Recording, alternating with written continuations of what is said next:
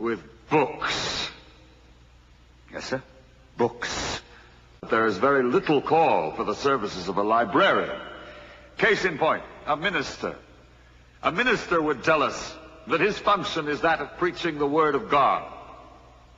And of course it follows that since the state has proven that there is no God, that would make the function of a minister somewhat academic as well. There is a God. You are in error, Mr. Wordsworth. There is no God.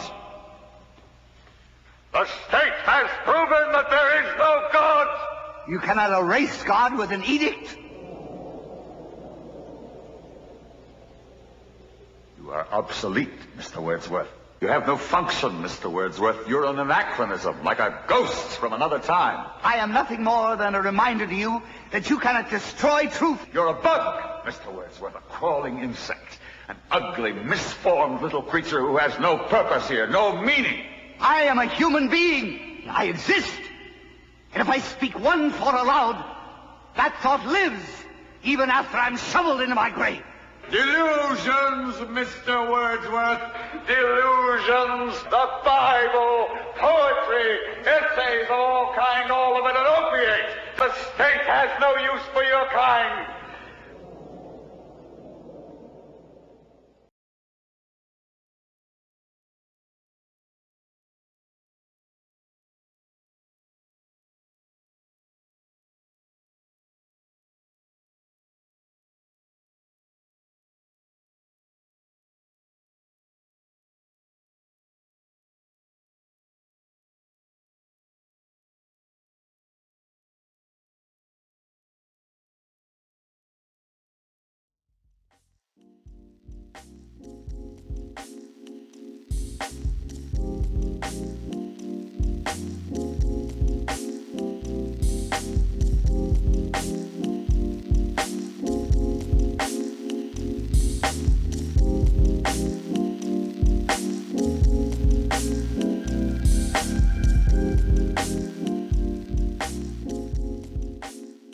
Earth was created 6,000 years ago in 6 days by God. I am confused. Being philosophically consistent and being a very honest person, I'm sure you can tell me where God came from. And in addition, once you've told me where God comes from, please try to clarify how you can figure that a spiritual force can have an impact on a material universe to create it.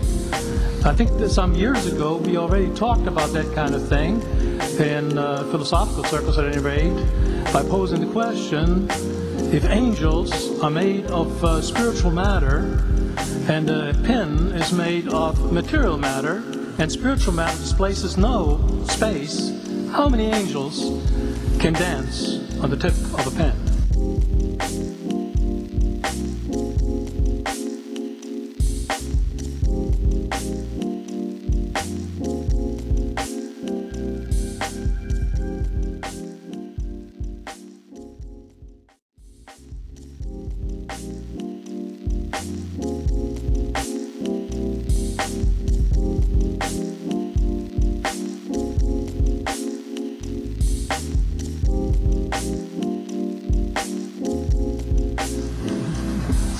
I have a sense of sort of reversal experience here, but please do, go ahead. You got 5 minutes. Now, I just want to know which question. That's all right, you may take the rest of the minute. We're supposed to do one question at a time. Which one would you like? That was part of the format for the debate, so which I want you to fill in the story of the rest of the beginning of the universe. God, spiritual matter, impact on material matter. Okay, so 2 questions. All right. Go ahead. All right, your question, where did God come from, assumes that you're thinking of the wrong, obviously it displays that you're thinking of the wrong God, because the God of the Bible is not affected by time, space, or matter.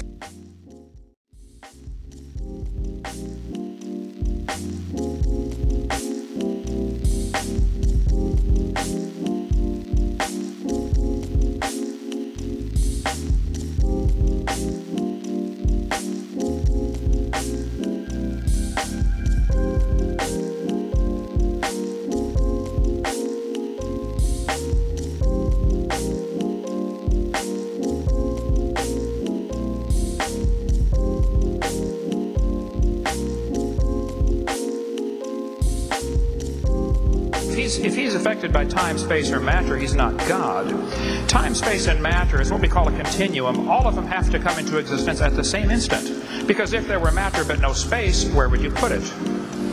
If there were matter and space but no time, when would you put it? You cannot have time, space, or matter independently. They have to come into existence simultaneously. The Bible answers that in 10 words. In the beginning, there's time. God created the heaven, there's space, and the earth, there's matter.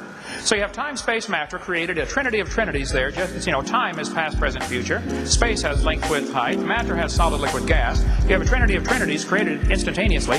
And the God who created them has to be outside of them.